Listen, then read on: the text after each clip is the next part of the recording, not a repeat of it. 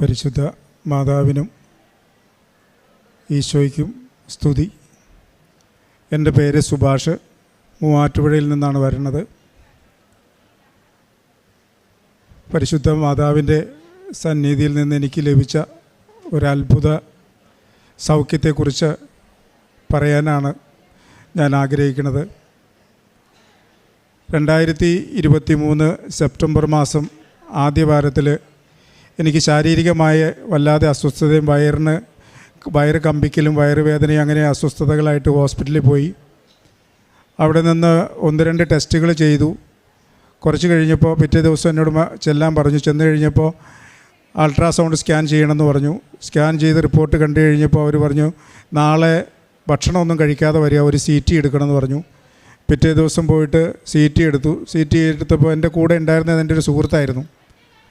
അപ്പോൾ എന്നോട് പറഞ്ഞു ഇയാൾ കുറച്ച് നേരം വെളിയിലിരിക്കാൻ പറഞ്ഞു.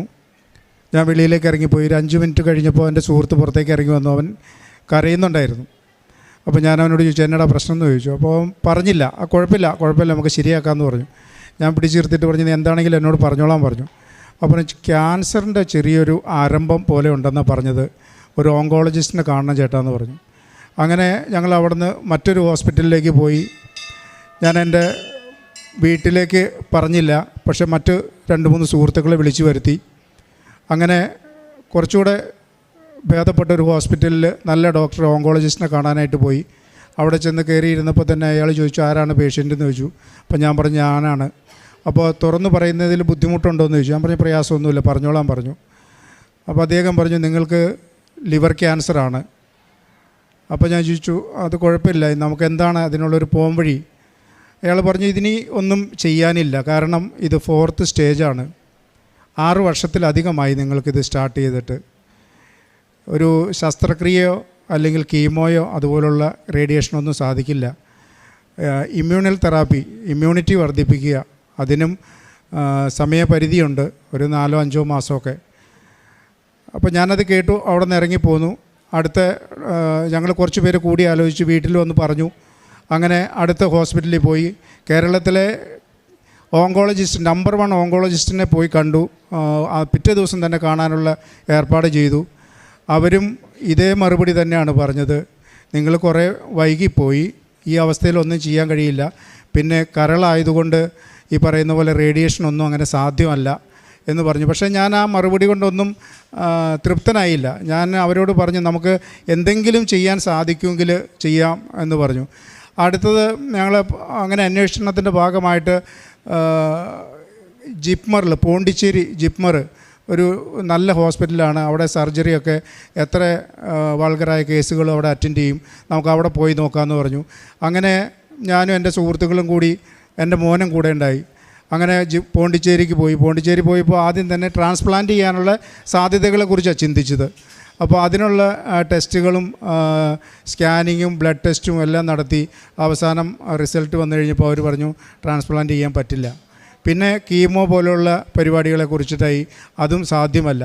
അവസാനം മെഡിസിൻ വിഭാഗത്തിൽ ചെന്നപ്പോൾ എന്നോട് പറഞ്ഞത് ഈ ഇമ്മ്യൂണൽ തെറാപ്പി മാത്രമാണ് സാധ്യമാകുക.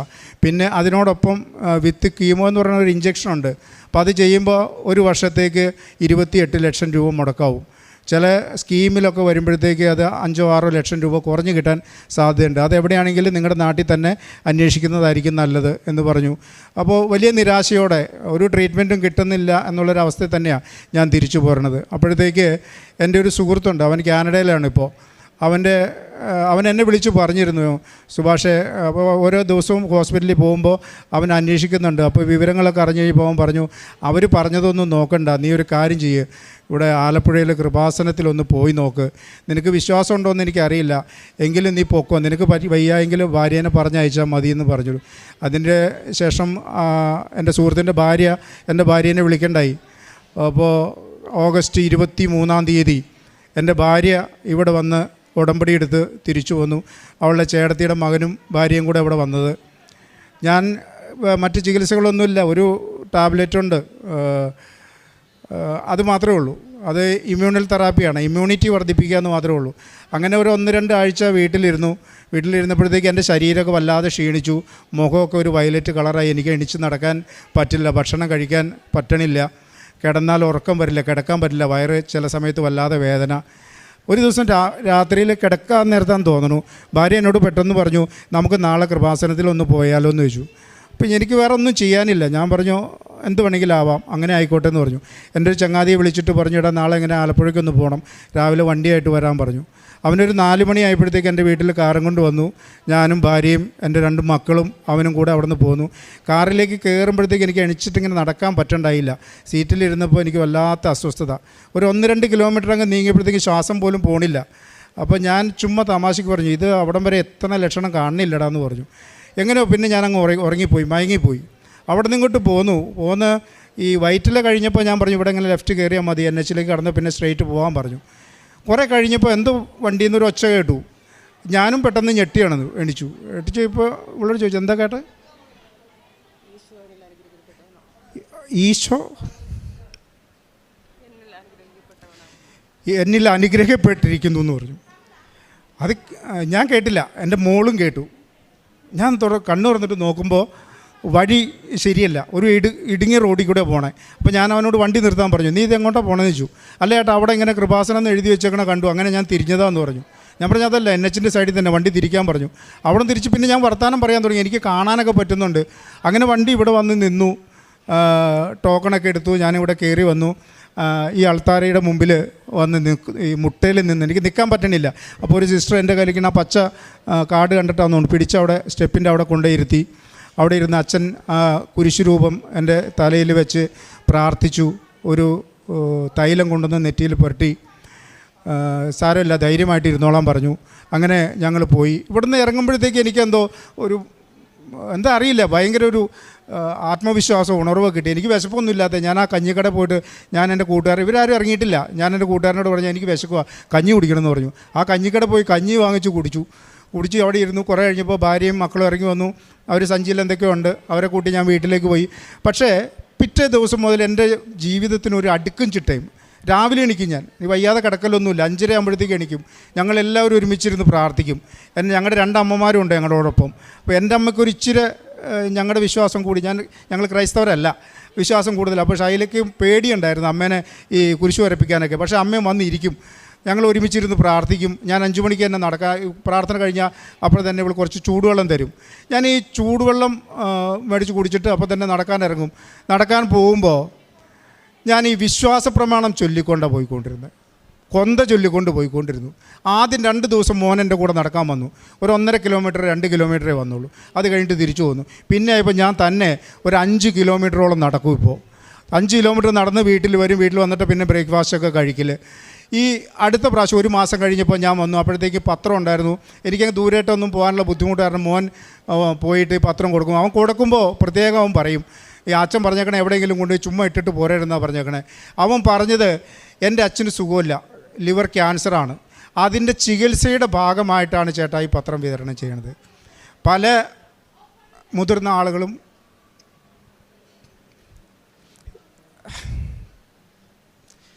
എൻ്റെ മോനെ ചേർത്ത് പിടിച്ച് ഉമ്മ വെച്ചിട്ട് വിട്ടു. മോൻ്റെ അച്ഛനൊന്നും വരില്ലെന്ന് പറഞ്ഞു വിട്ടു. അവൻ വന്നിട്ട് എന്നോട് പറഞ്ഞു അങ്ങനെയൊക്കെ. എന്തോ എനിക്ക് വല്ലാതെ ആത്മവിശ്വാസം വർദ്ധിച്ചു. വേറെ ഒരു ചികിത്സയില്ല. ആ ടാബ്ലറ്റ് ഞാനിപ്പോഴും കഴിക്കുന്നുണ്ട്. 30 ദിവസം കഴിഞ്ഞ് വീണ്ടും ഞാനിവിടെ വന്ന് അൾത്താരയുടെ മുമ്പിൽ മുട്ടയിൽ നിന്ന് ഞാൻ മാതാവിനോട് ഈശോയോടും മനസ്സുരുക്കി പ്രാർത്ഥിച്ചു. അച്ഛൻ എൻ്റെ തലയിൽ കൈവച്ച് പ്രാർത്ഥിക്കുമ്പോൾ ഞാൻ വല്ലാതെ വിറയ്ക്കുന്നുണ്ടായിരുന്നു. അച്ഛൻ ഒന്നുകൂടെ തിരിച്ചു പോയിട്ട് എൻ്റെ റിപ്പോർട്ടുകൾ നോക്കിയിട്ട് ഈ മാതാവിൻ്റെ രൂപത്തിൻ്റെ അവിടെ നിന്നൊരു സ്റ്റീലിൻ്റെ ഡപ്പയിൽ എന്തോ ഒന്ന് കയ്യിലെടുത്തു കൊണ്ടുവന്നു. എൻ്റെ ഷർട്ടിൻ്റെ ഉള്ളിലൂടെ കൈയിട്ടിട്ട് എനിക്കിവിടെ ശരിക്കും വേദന എടുക്കും. ആ സമയത്ത് ഞാൻ ഈ മുട്ടയിൽ നിന്നിട്ടാന്ന് തോന്നുന്നു, ഈ കൂമ്പിൻ്റെ തൊട്ട് താഴെയായിട്ട് ആ കൃത്യം അവിടെ തന്നെ അച്ഛൻ പിടിച്ചിട്ട് 2-3 വട്ടം ഇങ്ങനെ കൈ കറക്കിയിട്ട് പറഞ്ഞു, 41 ദിവസം കഴിയുമ്പോൾ വന്ന് സാക്ഷ്യം പറയണം. അമ്മ പറഞ്ഞിട്ടുണ്ടെന്നാണോ അമ്മയോട് ഞാൻ പറഞ്ഞിട്ടുണ്ടെന്നാണോ പറഞ്ഞതെന്ന് എനിക്കറിയില്ല. അമ്മ പറഞ്ഞിട്ടുണ്ടെന്ന് പറഞ്ഞു. എനിക്ക് അതോടെ കേട്ടപ്പോൾ ധൈര്യമായി. 41 ദിവസവും കൂടെ ജീവിതം നീട്ടി കിട്ടുക. ഞാൻ ഇവിടുന്ന് ഇറങ്ങിയപ്പോൾ തന്നെ ഭാര്യയോട് പറഞ്ഞു, ഇങ്ങനെ പറഞ്ഞിട്ടുണ്ട് എന്ന് പറഞ്ഞു. ഞങ്ങൾ സന്തോഷമായിട്ട് പോയി. ഈ 41 ദിവസം കൊണ്ട് ഞങ്ങൾ ഞങ്ങളുടെ കയ്യിലുണ്ടായിരുന്ന പത്രങ്ങളെല്ലാം വിതരണം ചെയ്തു. അവിടെ ഒരു 10-20 അമ്മമാരെ താമസിപ്പിക്കുന്ന ഒരു കോൺവെൻ്റുണ്ട്. അവിടെ പോയി അവർക്ക് കുറച്ച് അരിയും പച്ചക്കറി സാധനങ്ങളൊക്കെ വാങ്ങിക്കൊടുത്തു.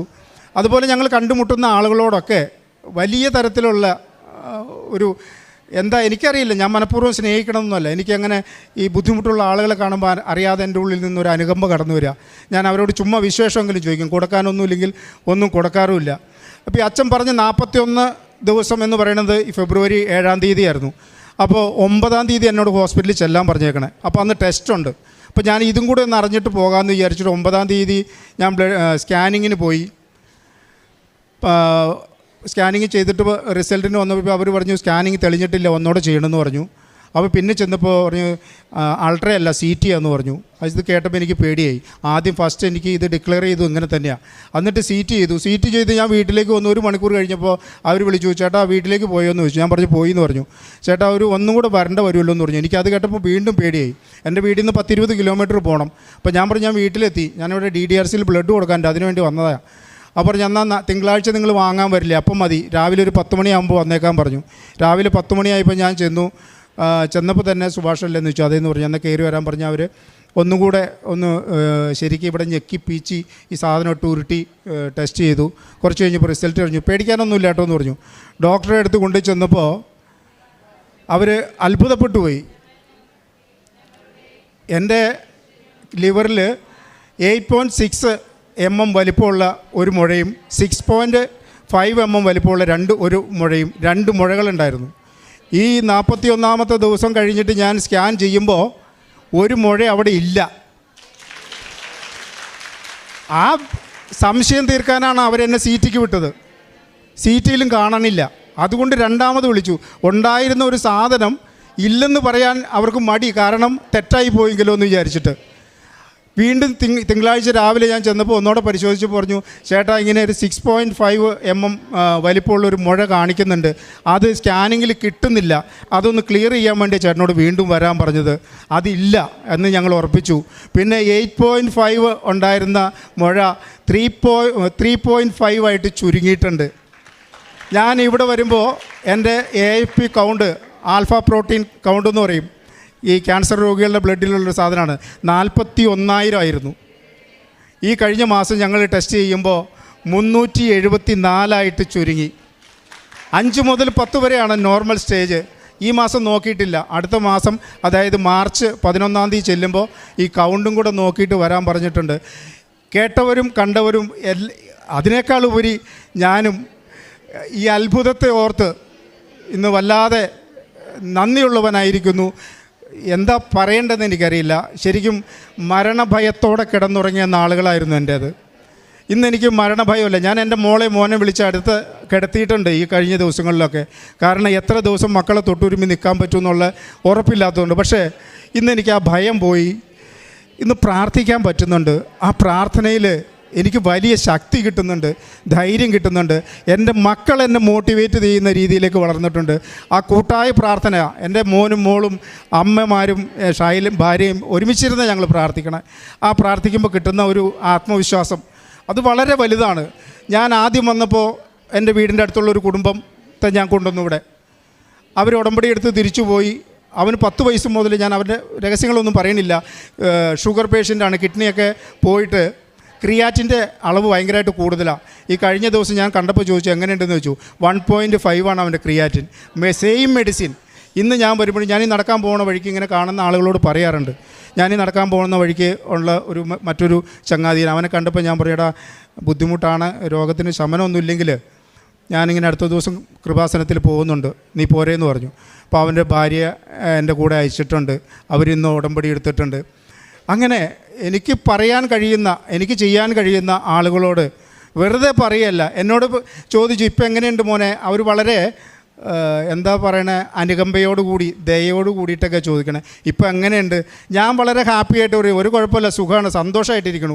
നിങ്ങൾക്ക് എന്തെങ്കിലും പ്രശ്നം ഉണ്ടെങ്കിൽ ഞാൻ ചെയ്ത ചികിത്സ ചെയ്യാം, എൻ്റെ കൂടെ പോരെ, ഞാൻ കൊണ്ടാം കൃപാസനത്തിൽ, എൻ്റെ ചിലവിൽ, എൻ്റെ വണ്ടിയിൽ. ഇന്ന് ഞാൻ അങ്ങനെ തന്നെയാണ് ഇവിടെ എത്തിയിട്ടുള്ളത്. ഇന്ന് ഞാൻ മൂവാറ്റുപുഴയിൽ നിന്ന് തന്നെ വണ്ടി ഓടിച്ചിട്ട് ഇവിടം വരെ വന്നത്. തിരിച്ചു പോവാം. മോൻ ചോദിച്ചു, അച്ഛാ ഞാൻ വരണോ, അവന് ക്ലാസ് ഉണ്ട്, രണ്ടുപേരും ഡിഗ്രിക്കാണ് പഠിക്കണേ. എനിക്ക് നല്ല ധൈര്യമുണ്ട്. ഞാൻ പറഞ്ഞു, എടാ കൃപാസനത്തിലേക്കല്ല പോണേ, പോയിട്ട് വരും, നീ കോളേജിൽ പോയിക്കോളാൻ പറഞ്ഞു. എന്തായാലും ഇവിടെ വന്നു പെടാൻ പറ്റും. എൻ്റെ ചങ്ങാതിയുടെ ഇടപെടൽ മൂലമാണ് കൃപാസനത്തെക്കുറിച്ച് എൻ്റെ ഭാര്യ അറിയതും അവൾക്ക് ഇങ്ങനെ ഒരു ധൈര്യം കിട്ടിയതും. മറ്റൊന്നും ചെയ്യാനില്ലാത്തതുകൊണ്ടായിരിക്കാം. ഞങ്ങൾ അതിനുശേഷം എല്ലാ ദിവസവും പ്രാർത്ഥന കേൾക്കും. വിശ്വാസ പ്രമാണവും പരിശുദ്ധ മറിയും നന്മ നിറഞ്ഞ മറിയൊക്കെ പരിശുദ്ധ കാണാപ്പാടായി ഞങ്ങൾക്ക് എല്ലാവർക്കും. ഇപ്പോൾ അച്ഛൻ്റെ വചനങ്ങൾ എല്ലാ ദിവസവും കേട്ടുകൊണ്ടിരിക്കും. സാധാരണ സുഖമില്ലാത്ത ആളുകളെ പാട്ട് പാടി ഉറക്കാമെന്ന് പറഞ്ഞാൽ ഷൈല എന്നെ വചനം പാടി ഉറക്കണേ, വചനം വെച്ച് തന്ന് ഇങ്ങനെ കേട്ട് കിടന്ന് ഉറങ്ങും. അപ്പോൾ ഇങ്ങനെ കേട്ടുകൊണ്ടിരിക്കുമ്പോൾ ഇപ്പോൾ അച്ഛൻ എന്താ 1 കൊരിന്ത്യർ 10:12 തോന്നുന്നു, മനുഷ്യന് കണ്ട് സാധിക്കാത്തത് ഈശ്വരനെ കണ്ട് സാധിക്കും. എൻ്റെ ജീവിതത്തിൽ ഇതിനു മുമ്പുള്ള കാര്യങ്ങളെക്കുറിച്ച് പരിശോധിച്ച് നോക്കുമ്പോഴൊക്കെ എല്ലാവരും കൈവടിഞ്ഞ സമയത്താണ് ഞങ്ങൾ ജീവിതത്തിലേക്ക് തിരിച്ചു വന്നിട്ടുള്ളത്. ഇത് ഞാൻ ഇനിയും ജീവിക്കുവാണെങ്കിൽ ഇതെൻ്റെ 3ാമത്തെ ജന്മമാണ്. അതുപോലെ ഒരു 12 വർഷം മുമ്പ് കള്ളു കുടിച്ച് ഞാൻ മരിച്ചുപോയ ആളാണ്. അന്ന് എൻ്റെ ഭാര്യ ഇതുപോലെ പ്രാർത്ഥനയെ മുട്ടിപ്പായി പ്രാർത്ഥിച്ച് വൈദ്യശാസ്ത്രം പറഞ്ഞു, ഒന്നും ചെയ്യാനില്ല, നിങ്ങൾ വീട്ടിലേക്ക് കൊണ്ടുപോയിക്കോളാൻ പറഞ്ഞ് ആംബുലൻസിൽ കയറ്റിവിട്ട ഡെഡ് ബോഡിയാണ് ഞാൻ. അവിടെ നിന്ന് ജനിച്ച് ജീവിച്ച് ജീവിതത്തിലേക്ക് തിരിച്ചു വന്നതാണ്. അന്ന് തൊടുപുഴയിലുള്ള പ്രത്യാശ എന്ന് പറഞ്ഞ ഒരു സ്ഥാപനത്തിൽ പോയിട്ട് ചികിത്സ എടുത്താൽ അവിടെയും ഒരു അൾത്താരയുണ്ട്, ഒരു ഗിരോട്ടോയുണ്ട് മാതാവിൻ്റെ. അവിടെ മുട്ടിപ്പായി പ്രാർത്ഥിച്ചിട്ടാണ്. പക്ഷേ എത്രത്തോളം ഞാനത് ഫോളോ ചെയ്തു എന്നുള്ള കാര്യത്തിന് എനിക്ക് സംശയമുണ്ട്. അതുകൊണ്ടായിരിക്കും ഞാൻ ഈ പ്രത്യാശ ഭവനിലെ ഡയറക്ടറെ വിളിച്ച് പറഞ്ഞു, ഇങ്ങനെ രോഗസൗഖ്യത്തെക്കുറിച്ച് പറഞ്ഞപ്പോൾ അദ്ദേഹം എന്നോട് പറഞ്ഞത്, നിന്നെ ദൈവം വീണ്ടും വിശുദ്ധീകരിക്കാൻ വേണ്ടിയിട്ടാണ് ഈ രോഗം നിനക്ക് തന്നത്. ഇത് രോഗമല്ല, നിന്നെ ശുദ്ധീകരിക്കലാണ്. നീ ധൈര്യമായിട്ടിരിക്കാൻ, നന്ദിയുള്ളവനായിട്ടിരിക്കാൻ പറഞ്ഞു. ഞാൻ ഇന്ന് ആ വഴികളെ അതിലൂടെ തന്നെ മുന്നോട്ട് പോകാനായിട്ട് ആഗ്രഹിക്കുന്നു. എല്ലാവരുടെയും ഞാൻ വേറൊരു കാര്യം, അത് ഒരിക്കലും ഞാൻ മറക്കില്ല, എന്നും പ്രാർത്ഥിക്കുന്ന ഒരു പ്രാർത്ഥനയാണ്. ഞാനിവിടെ ഈ സ്റ്റെപ്പിൽ മുട്ടുകുത്തുമ്പോൾ എൻ്റെ തൊട്ടടുത്തൊരു മോനുണ്ടായിരുന്നു. അവൻ എപ്പോഴും ചുമച്ചുകൊണ്ടിരിക്കുക, ബ്ലാഡറിൽ ശ്വാസകോശത്തിൽ അണുക്കളാണെന്ന് പറഞ്ഞ്. ഞാനിവിടുന്ന് എണിച്ചു കഴിഞ്ഞപ്പോൾ പിന്നെ എൻ്റെ പ്രാർത്ഥന മുഴുവൻ ആ മകന് വേണ്ടിയിട്ടായിരുന്നു. ഇന്നും ഞങ്ങൾ പ്രാർത്ഥിക്കുമ്പോൾ ആ മോനെ ഓർത്ത് പ്രാർത്ഥിക്കാറുണ്ട്, എന്നെ അമ്മ രക്ഷിച്ചതുപോലെ ആ മോനെയും രക്ഷിക്കണേ. അങ്ങനെ മറ്റുള്ളവർക്ക് വേണ്ടിയും പ്രാർത്ഥിക്കാനായിട്ടുള്ള ഒരു മനസ്സ് ഈശ്വരൻ ദൈവം എനിക്ക് തന്നിട്ടുണ്ട്.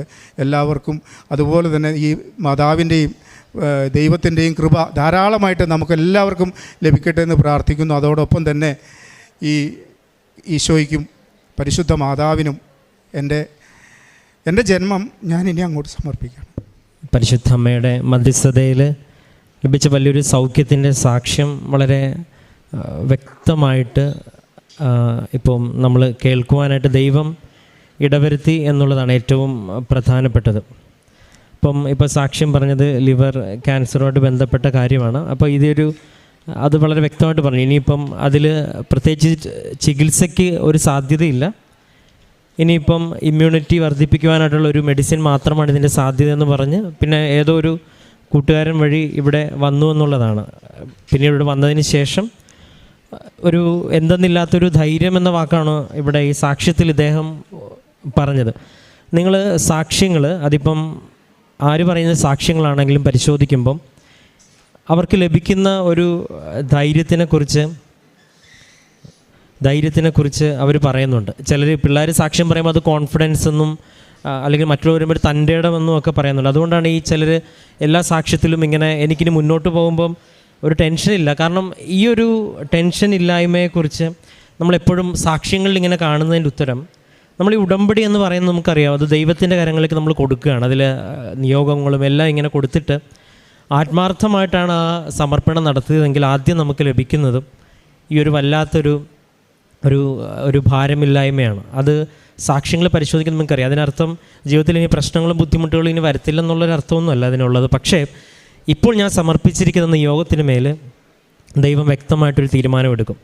അതിനിതുപോലെ ബോധ്യപ്പെടുത്തുന്ന രീതിയിൽ, ഇതിപ്പം സൗഖ്യത്തിൻ്റെ കാര്യമാണെങ്കിൽ ഇതിനു മുമ്പ് പറഞ്ഞ കാര്യത്തിലുമൊക്കെ വ്യക്തമായിട്ട് ഇങ്ങോട്ട് വന്ന യാത്രയിൽ പോലും ഒരു ദൈവാനുഭവം ഉണ്ടായെന്നുള്ളത് പറയുന്നുണ്ട്. ഈശോ നിന്നെ അനുഗ്രഹിക്കുന്നുവെന്ന് ഒരു വചനം ലഭിച്ചതായിട്ടുമൊക്കെ പറയുന്നുണ്ട്. അവസാനം ഇവിടെ വന്നതിന് ശേഷം തിരികെ പോകുമ്പോൾ തൊട്ട് ഒരു എന്തെന്നില്ലാത്തൊരു, നിങ്ങൾക്കറിയാം, ഇവിടെ ഒരു മാനുഷിക യുക്തിയിൽ പരിശോധിക്കുമ്പോൾ സത്യം പറഞ്ഞാൽ ഇവിടെ തിക്കും തിരക്കും ബഹളവും ഒക്കെയാണ് എപ്പോഴും. പക്ഷേ ഇവിടെയുള്ള സാക്ഷ്യങ്ങൾ നിങ്ങൾ പരിശോധിക്കുമ്പോൾ ഇതിനിടയിലൂടെ ഒരു ജീവിക്കുന്ന ഒരു മാതാവിൻ്റെ സാന്നിധ്യം ഒരാൾ അനുഭവിക്കുന്നതായിട്ട് എത്ര പേരാണ് പറയണത്. ഇവിടെ കാലൂത്തി അന്നോട്ട് അത് ഇവിടെ എല്ലാം നമുക്ക് കൊടുക്കുമ്പോൾ ഇങ്ങനെയുള്ള ദൈവിക അനുഭവങ്ങൾ ലഭിക്കുന്നതുകൊണ്ടാണല്ലോ നിങ്ങളും ഓരോരുത്തരും ഇവിടെ ആയിരിക്കുന്നത്. അപ്പോൾ പരിശുദ്ധ അമ്മ ഇവിടെ ജീവനോടെ പ്രത്യക്ഷപ്പെട്ടു എന്നുള്ളതാണ് നമ്മുടെ ഈ ഒരു ആലയത്തിൻ്റെ അടിസ്ഥാനം എന്ന് പറയുന്നത്. ഈ അടിസ്ഥാനത്തിൽ നിന്നാണ് നമ്മൾ ഈ സാക്ഷ്യങ്ങളെല്ലാം നമ്മൾ ശേഖരിക്കുന്നത്.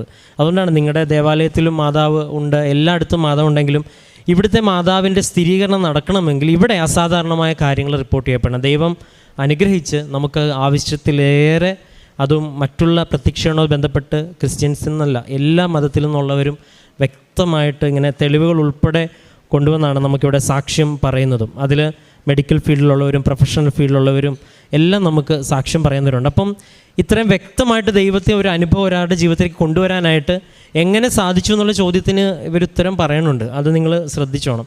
അവസാനം ഇവർ മക്കൾ ഉൾപ്പെടെ പ്രാർത്ഥന മുടക്കിയിട്ടില്ലെന്നുള്ളത് വളരെ വ്യക്തമായിട്ട് പറയുന്നുണ്ട്.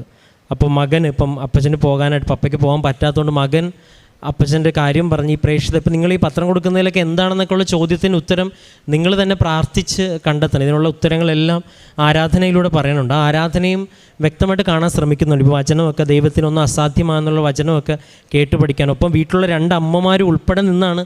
അപ്പോൾ ഒരു കുടുംബം മുഴുവൻ ഇങ്ങനെ മുട്ടുമേ നിന്ന് വിശുദ്ധീകരിക്കണമെന്നും ഞങ്ങളുടെ ജീവിതത്തിൽ ഇടപെടണമെന്ന് പ്രാർത്ഥിക്കുകയും അറ്റ് ദ സെയിം ടൈം ആ കാര്യത്തിന് വേണ്ടി മറ്റുള്ളവരെ സഹായിക്കും. പിന്നെ ഒരുപാട് പേരെ മറ്റുള്ളവരുടെ കാര്യങ്ങളൊക്കെ പറഞ്ഞ് ബോധ്യപ്പെടുത്താനുള്ള ശ്രമവും മറ്റുള്ളവരെ കാണുമ്പോൾ അനുകമ്പപൂർവ്വം പെരുമാറാനൊക്കെ ശ്രമിക്കുകയും ഇതെല്ലാം കൂടി ഇങ്ങനെ ചേർന്ന് വരുമ്പം ദൈവം വിശ്വസ്തനായതുകൊണ്ടും സത്യസന്ധനായതുകൊണ്ടും നമ്മൾ നടക്കുന്ന വഴി ഏറെ പ്രത്യേകിച്ച് അത് സത്യമാണെന്ന് നമ്മളെ തെളിയിക്കേണ്ട ദൈവത്തിന് ഉത്തരവാദിത്വമുണ്ട്. അതുകൊണ്ട് ഇതിനേക്കാളും അപ്പുറം ഉള്ള വലിയ അടയാളങ്ങൾ ദൈവം ഇനിയും നടത്തും എന്നുള്ള കാര്യത്തിൽ ഒരു സംശയമില്ല. ഒരു പക്ഷേ അത് കൂടുതൽ ബോധ്യപ്പെടുവാനും ഒരുപക്ഷെ ഈ സാക്ഷ്യം കേൾക്കുന്ന നമുക്കും അല്ലെങ്കിൽ ഇവരുടെ ജീവിതത്തിൽ ഇനിയും കൂടുതൽ ഇവർ പ്രവർത്തിക്കുവാനുമായിരിക്കും ഒരു പക്ഷേ ആവർത്തിച്ച് ഇതുപോലുള്ള റിപ്പോർട്ടുകൾ ഉൾപ്പെടെ കൊണ്ടുവന്ന് ഈ ആൾത്താരിൽ സാക്ഷ്യം പറയാനായിട്ട് ദൈവം ഇടവരുത്തിയത്. അപ്പം ദൈവം നമ്മുടെ ജീവിതത്തിൽ ഇടപെടുന്നുണ്ട്. ശാസ്ത്രത്തിന് മുകളിൽ ദൈവത്തിൻ്റെ ഒരു അനുഭവമുണ്ട്. ആ ഒരു അനുഭവത്തിലേക്ക് എത്തിച്ചേരാനായിട്ട് ഉടമ്പടി എന്ന പ്രാർത്ഥന നമ്മളെ സഹായിക്കും എന്നുള്ളത് ഉറപ്പാണ്. അപ്പോൾ ആ ഒരു ബോധ്യത്തിൽ നിന്ന് സംസാരിക്കുമ്പോൾ ഈ അവസാനം പറഞ്ഞല്ലോ, ഇനി എൻ്റെ ജീവിതം ഒരു ദിവസം അത് ദൈവം നൽകിയതാണ്. ഇത് തന്നെയാണ് നമ്മളെപ്പോഴും പറയണത്. നമുക്ക് കിട്ടുന്ന ഓരോ നിമിഷവും ദൈവം നൽകിയതാണ്. അങ്ങനെ പറയുമ്പോൾ നമ്മളാരും വിശ്വസിക്കത്തില്ല, കാരണം നമുക്ക് ആർക്കും അങ്ങനെ ഒരു അനുഭവം ഇല്ല. പക്ഷേ ഇങ്ങനൊരു അനുഭവം കിട്ടിക്കഴിയുമ്പോൾ നമുക്ക് മനസ്സിലാവും ഓരോ നിമിഷവും ദൈവത്തിൻ്റെ ദാനമാണ്, എന്തെങ്കിലുമൊക്കെ മറ്റുള്ളവർക്കും ദൈവത്തിന് വേണ്ടി ചെയ്യണം. ഈ ഒരു ബോധ്യത്തിലേക്ക് ഒരു വ്യക്തിയെ കൊണ്ട് നിർത്തുക എന്നുള്ളതാണ്. അതിന് നിങ്ങളുടെ നിയോഗങ്ങളൊക്കെ ഒരു ഭാഗമാവുന്നത് മാത്രം. ഏറെ പ്രത്യേകിച്ച് ഈ ലഭിച്ച പരിശുദ്ധ അമ്മയുടെ മധ്യസ്ഥത വഴി ലഭിച്ച ഈ വലിയ സൗഖ്യത്തിനെ പ്രതിയും ഒപ്പം ഈ മകനിലൂടെ ദൈവം ഇനി ചെയ്യാനിരിക്കുന്ന വലിയ അനുഭവങ്ങളെ പ്രതിയും നമുക്ക് കരങ്ങളടിച്ച് ദൈവത്തിൻ്റെ നാമം മഹത്വപ്പെടുത്താം.